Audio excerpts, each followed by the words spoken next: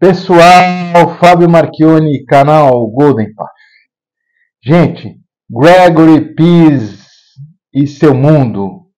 Eu tô brincando aqui de Gregory Pease World, né? Gente, esse é o segundo vídeo, então, que virou uma minissérie, né? No primeiro vídeo a gente viu o Gregory Pease por ele próprio e hoje vamos ver as duas marcas que ele conduz. A D.L. Pease Tobaccos e a Drucker & Sons. Vamos ver?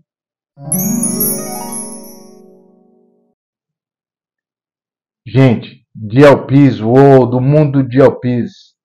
Olha, no primeiro vídeo a gente viu a história mesmo do D.L. Pease, quem ele é, o que ele pensa, enfim, tudo que ele fala e escreve sobre o nosso hobby, né?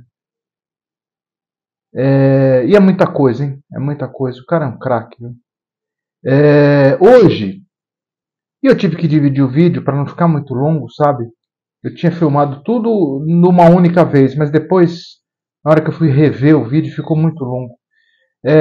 Hoje, então, essa segunda parte, eu vou falar sobre as duas marcas que o D.L. Pease conduz como empresário, como alquimista, né, de tabacos, que é a D.L. Pease Tobaccos, né, a empresa que ele fundou, e a Drucker & Sons, que desde, se não me engano, 2021, ele passou a reproduzir algumas misturas com receitas antigas e trazer umas outras receitas lá que estão inovando um pouco.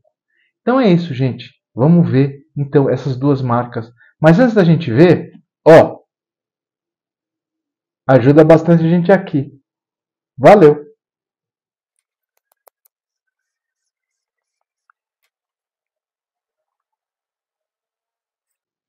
Gente, e a D.L. Pease Tobacco, a empresa do Gregory Pease? Eu contei para vocês que a D.L. Pease Tobacco não foi a primeira empresa de produção de misturas de tabaco para cachimbo que o D.L. Pease teve. A primeira foi aquela com aquele amigo daquele telefonema. Lembra que ele teve a Ler lá, e aí ele foi falar com o amigo, e daí teve a ideia de fazer, né? E essa empresa era chamada de Friedman & Pease, né?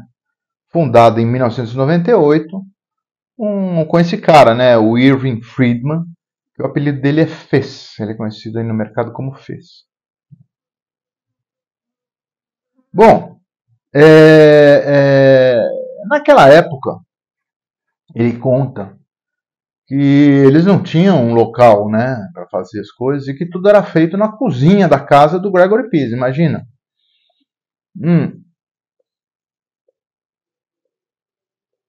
Que era a cozinha, o laboratório da Friedman & Pease Tobaccos, né? E isso foi ficando assim. E aí começou a dar algum problema entre o Friedman e o Gregory, né, o Irving e o Gregory. Eles começaram a ter problemas, sabe? E aí a empresa, no fim, ela acabou, desses problemas acabaram se tornando inconciliáveis. E a empresa, então, a duração da empresa foi 18 meses, ano e meio, né? Nada muito mais do que isso, porque eles estavam com muita diferença na forma de condução da empresa, sabe? Uma diferença de pensamento, né? Então, em novembro de 1999, foi, vamos dizer, a última mistura que a Friedman e Pease colocou no mercado, sabe? E segundo o Gregory Pease, o final entre eles parece que não foi muito bom, acho que eles chegaram até a perder a amizade, enfim, ele não conta muitos detalhes, eu também não achei nada contando da dissolução da empresa, mas parece que a coisa não foi muito boa, não. Empresário quando briga, gente, vou falar uma coisa para vocês. Acho que é pior às vezes que marido e mulher. Bom, e qual foi a razão dessa desavença? Olha só. O Gregory Pease, lembra? Ele fazia tudo lá na cozinha dele, né? Toda mistura, tudo. A vida do cara devia estar atribulada, né? foi conversar com o Craig Torler. Quem é Craig Torler? Era então o dono, o fundador da Cornell Deal. Pois é. E aí o Pease falou lá, pô, Craig, você pode produzir as misturas para mim? Eu idealizo, e você me manda os tabacos, eu processo tudo, mando para você, você faz a produção, você faz, aliás, eu faço toda a produção, mando para você, você envasa e distribui para o mercado?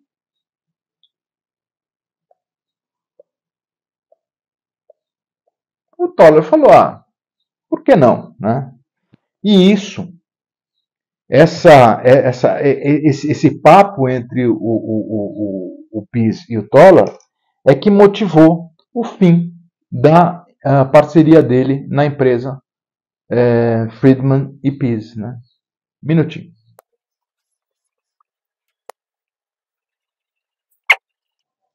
Com essa coisa, né, deles terem se separado, a coisa para o Gel Pease ficou mais fácil, né? Porque agora ele não precisava embalar, etiquetar, tal, despachar para o mercado as misturas. Ele recebia os tabacos lá na Califórnia, onde ele mora, vinham lá da costa leste, né? Vinham lá da Carolina do Sul. Os tabacos iam lá, ele processava, fazia todas as misturas, pegava, empacotava tudo e mandava de volta lá para a Cornell Deal, para dar ela envasar, etiquetar e despachar.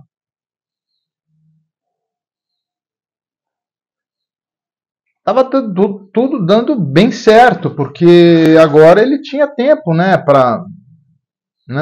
ele tinha tempo lá para pesquisar um pouco, para estudar mais, para,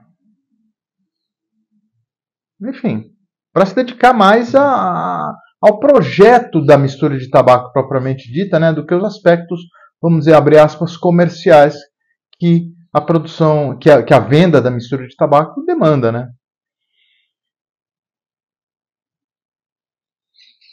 Mas isso também se tornou um problema e acabou durando pouco. Por quê? Porque os custos de enviar o tabaco da Carolina do Sul para a Califórnia, lembra, costa leste para costa oeste. Os Estados Unidos é um país grande. Depois mandar tudo de volta estavam impactando no custo final da mistura. Né? Então ele fez um novo acordo lá com o Torler, dizendo o seguinte: ele idealizaria a mistura, ele faria todo o desenvolvimento do produto, né? E daí a Cornell Deal produziria essa mistura sob licença da Dialpis Tobacco, que nessa época tinha acabado de ser fundada, ano 2000. Bom, e aí, gente, o que aconteceu? Um sucesso, porque daí tudo ficou mais rápido, mais simples, mais barato. Bom, aí não parou mais, né? Então, de acordo com o Dialpis, esse acordo com a Cornell Deal dura até hoje, né? Ele lá na Califórnia, ele faz a idealização, o desenvolvimento do produto, da nova mistura, né? E quando ele conclui, aí ele encaminha as receitas dos protocolos de produção lá para a Carolina do Sul, na Cornell Deal, onde o tabaco vai ser processado daquele jeito e seguindo aqueles protocolos. Né? Ele fala que às vezes é até necessário um outro ajuste na produção, mas que às vezes até é raro acontecer isso. Né? Então, ele fala assim que o pensamento dele é criar misturas para os amantes do tabaco. Né? Para gente que gosta dos aromas e sabores naturais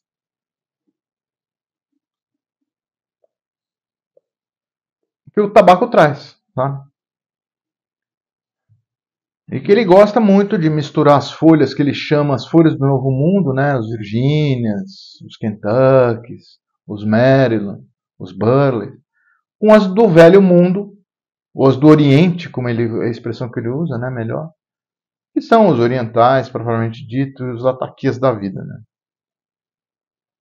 Os lataquias não, né? O lataquia da vida. Olha, então a Dialpis Tobaccos tem cerca de 41 misturas, sabe?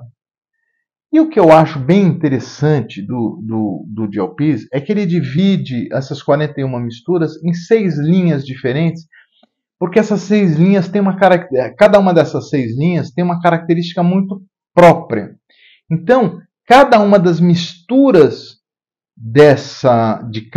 que compõem cada linha seguem o conceito da linha. Eu acho isso bem legal para vocês, sabe? Eu acho isso bem legal. Eu tenho várias resenhas aqui no canal de tabacos do GLPs, sabe? E onde eu falo desses conceitos, dessas características, né? Vocês podem ver aí, eu não vou exibir aqui porque é muita coisa. Mas as linhas, que são 6, elas são compostas pela Original Mixtures, né? Que são as misturas mais antigas do GLPs, de quando ele fundou a empresa nos anos 2000, né? Entre elas vocês vão achar essas aqui, ó, a Caravan, a Odyssey e a Samara, né? Samara. São uma delícia. Depois, a outra linha é a Classic Collection. A Classic Collection, as misturas que compõem essa série são inspiradas em grandes tabacos do passado, sabe? Não é que sejam necessariamente um match ou uma réplica da mistura do passado, mas são as releituras que o GLPs tem sobre elas, né? Aí vocês vão ver essas aqui, ó. Tem outras, mas essas aqui. A Abington, a Black Point e a Charing Cross. A terceira linha é a Fog City Selection, que é uma série muito interessante, sabe? Porque essa série ela tem uma boa base de Virgínias, indo dos Virgínias claros aos Virgínias mais escuros, todo o range de Virgínias, combinado sempre com tabacos que tragam alguma picância. Então, combinados com Perique, combinados com Dark Fire Kentucky, e alguns orientais, podendo ou não ter o lataquia, que nunca é lá muito picante, né? Pelo menos no meu sentido. Entre elas vocês vão ver a Montgomery, vocês vão ver a Telegraph Hill e a Union Square. Bom, a quarta é a The Ireland Series, né? Ireland em inglês é algo assim como se fosse uma tradição, né? Então é uma série de misturas de tradição que dão uma boa herança. E o que é isso para ele? São aquelas que ele considera, eu acho isso muito louco, aquelas que ele considera como referência de cada perfil. Então, eu quero saber como é que é um vapor. Então tem uma mistura vapor na Ireland Series que é para ele o que o vapor básico deve ser. Eu quero uma inglesa pungente, Maltese Falcon, tem lá, é como ela deve ser. Olha, tem 4 misturas nessa linha, eu acho sensacionais, que é a Stonehenge Flake, que é um espetáculo. A Virginia Cream, que eu já falei para vocês nesse vídeo, tem resenha no canal. Aliás, todas acho que tem. A Maltese Falcon, gente, que é uma coisa. E uma outra que eu acho também sensacional, que é o Westminster. Também é uma mistura boa demais.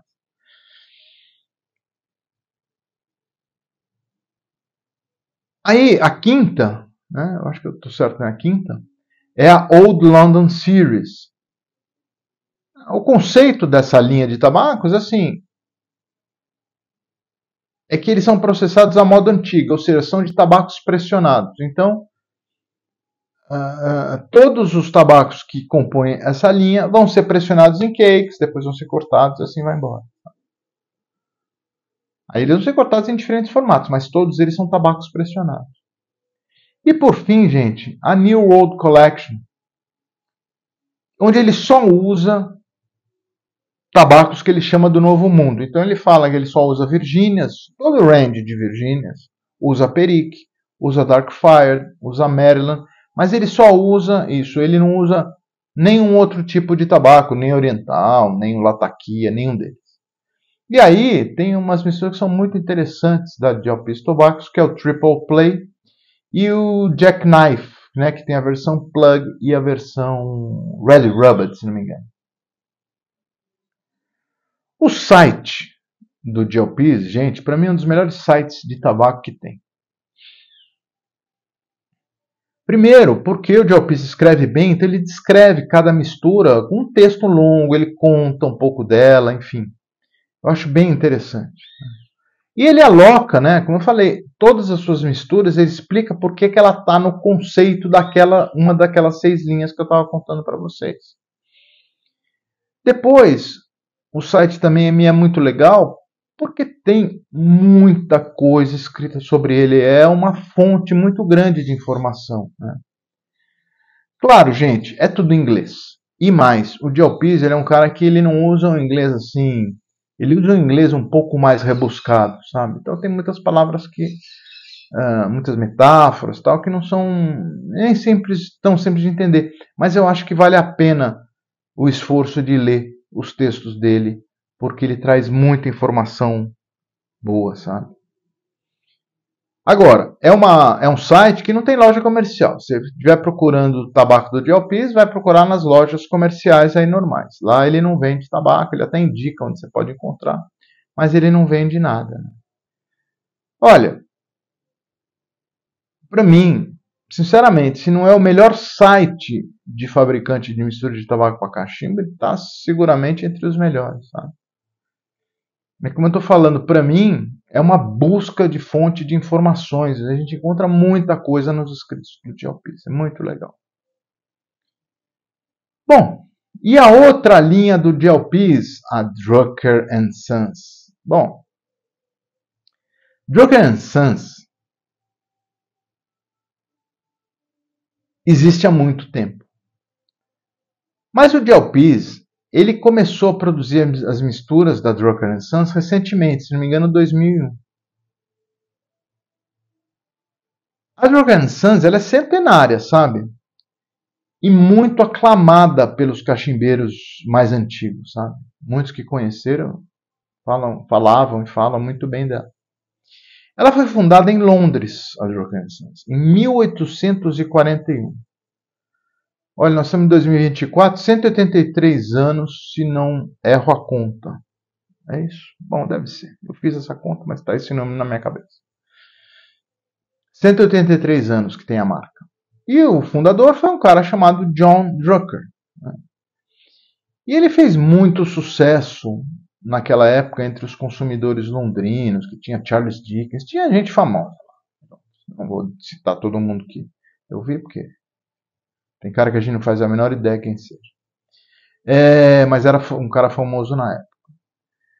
Aí, em 1924, quase, sei lá, 41, são uns 80 anos depois, um descendente dele, de mesmo nome, o John Drucker III, né, John Drucker III, resolve ir para o Novo Mundo e vai para a Califórnia e se instala em Berkeley.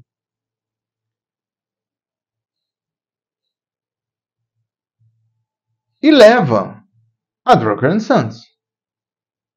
Eu acho que fecha em Londres e leva para a Califórnia. Teve um depoimento que eu vi de um cachimbeiro que conta que no início, né, ele já deve ser um senhor de bastante idade, ele fala que você entrava na Drucker & Sons, era puro aroma de tabaco para cachimbo, sabe? Era puro aroma, embora tivesse bastante charuto, sabe? Mas quem frequentava mesmo era cachimbeiro e não charuteiro, sabe? E que ele se lembra de gente fumando só fornilho só com latakia, que era muito comum. Ele conta também que o Mr. John Drucker III, o descendente do fundador, né, o que mudou para a Califórnia, ele era um cara assim, um típico inglês do começo do século XX, sabe? Ele era uma pessoa de estatura alta, assim, com boa complexão física, uma pessoa austera, sabe? Uma pessoa muito formal, que é o típico inglês do começo do século XX, sabe? O tipo inglês aristocrata, sabe? Aquele empinadão. Assim. Bom, em um catálogo, achei um catálogo antigo da Drucker Sons,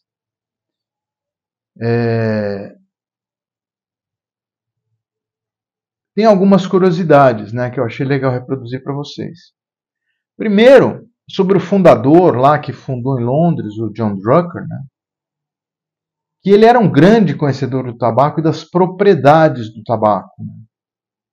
E com isso ele conseguia, já naquela época, 1841 até 1924, sei lá, nesse tempo todo, tirar do tabaco coisas que agradavam a crescente, vamos dizer assim, exigência do cachimbeiro da época, sabe? Do final do século XIX e começo do século XX. E essa foi uma razão do sucesso dele. Já o The Third, né, o John Drucker III, conta que ele levou para o Novo Mundo não só as receitas já famosas e a marca Drucker Sons, mas que ele levou para o Novo Mundo a tradição inglesa, sabe? O orgulho, o conhecimento, que ele levou isso para os Estados Unidos. Sei lá. Nesse catálogo também mostra alguns pedidos internacionais que a Drucker Sons atendia já nessa época. Eu não sei precisamente de quando é o catálogo, talvez dos anos 50, 40. Mas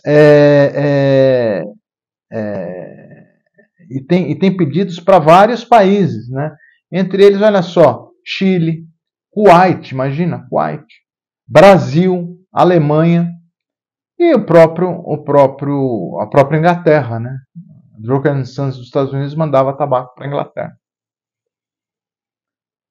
E também fala muito que a Drucker Sons já naquela época já falava da questão de não ter aditivo, não ter elemento químico, que eram feitos as misturas eram feitas em pequenos lotes, todas feitas à mão, tal, que não tinha adição de conservantes, essas coisas. Então já tinha essa preocupação mesmo nessa época, que os tabacos eram umedecidos só com água pura, enfim. E que todos eram produzidos no fundo da loja da University Avenue, que é a filial lá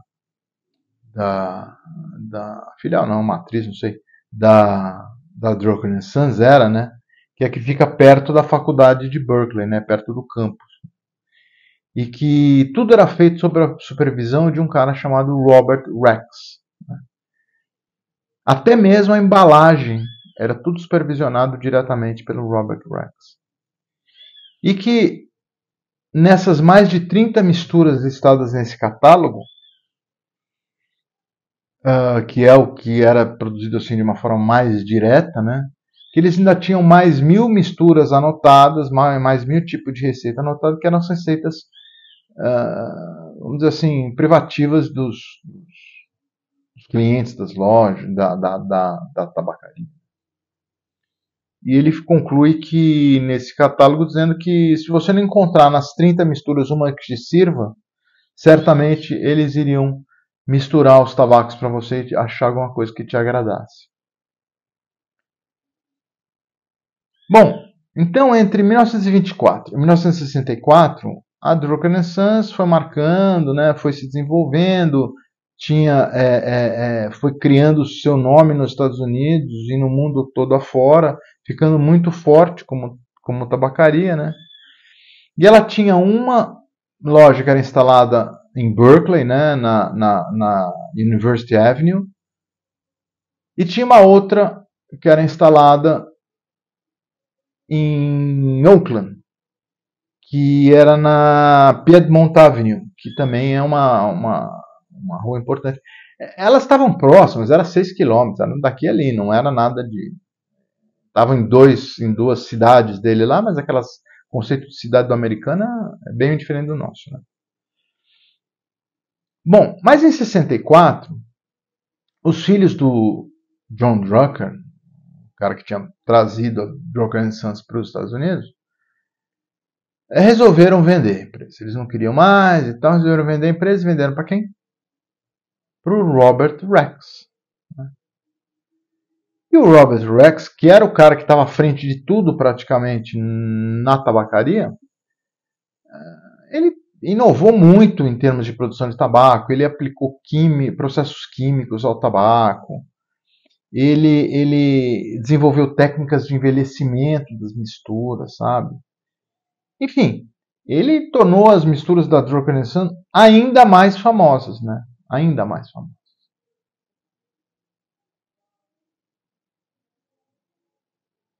Olha, ele tinha até uma história lá que ele envelhecia algumas produções por 5 anos.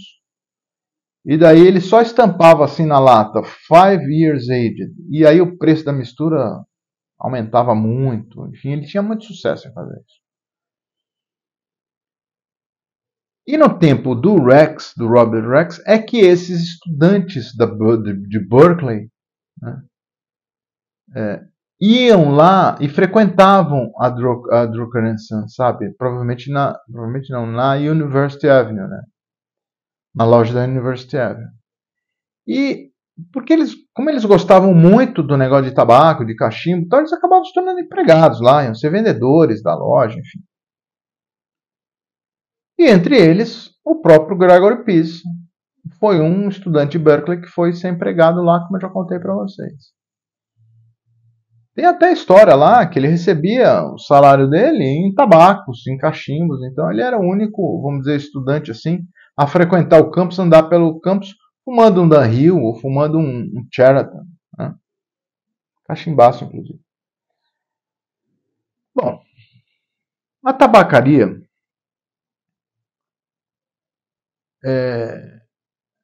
ele conta, o Gregory Pease conta, que era uma tabacaria assim, estreita e comprida, sabe? Que ela ia da frente da rua assim até os fundos, onde tinha lá uma área de estacionamento. E a parte da frente ficavam os cachimbos, ficavam onde você atendia os clientes, né? Onde tinha lá os lugares para exibir cachimbo, para exibir os produtos que vendia na loja, né? E ele fala que assim os atendentes da Drucker & Sons eles sempre tentavam harmonizar, né, o cachimbeiro experiente com o cachimbeiro novato para que eles se conhecessem, para que eles trocassem experiências, né?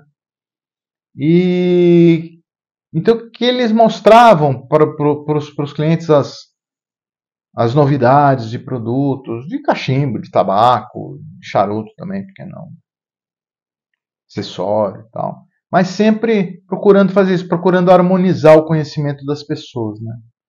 Eu achei legal isso aí. E a parte de trás, que era onde a galhofa ficava, é que ficavam lá os estoques, caixas com os melhores charutos, um monte de mistura para cachimbo, né, os estoques de mistura, e até mesmo o estoque de cachimbos, né, estoque de acessórios. Mas ele fala que na parte de trás ficava o melhor lugar da loja, que era o lugar do café, que era onde todo mundo se reunia. E também que nessa parte de trás era onde a turma toda que frequentava a Drucker & Sons, seja ele empregado ou cliente, se encontravam aos sábados para fumar e para, enfim, bater papo e tal. Ele fala que essa parte dos fundos, não é a parte dos fundos não, a Drucker & Sons de um modo geral, era um ambiente notável, assim, que era um ambiente intelectual, que era um ambiente de muita camaradagem, porque todos os funcionários, assim, todo mundo que frequentava, seja empregado ou cliente, eram apaixonados pelo tabaco, né? Então, não tinha muita camaradagem entre eles, né? E que no fundo da loja sempre tinha um cachimbeiro lá com o cachimbinho aceso, né? Sempre tinham lá, assim, ó, fumando. Estava sentado em pé, com aqueles mugs lá, intermináveis de café que o americano ama. E conversando sobre qualquer assunto. Sobre qualquer assunto. Mas, em geral, o assunto mais de maior interesse, qual que era? cachimbos e tabaco.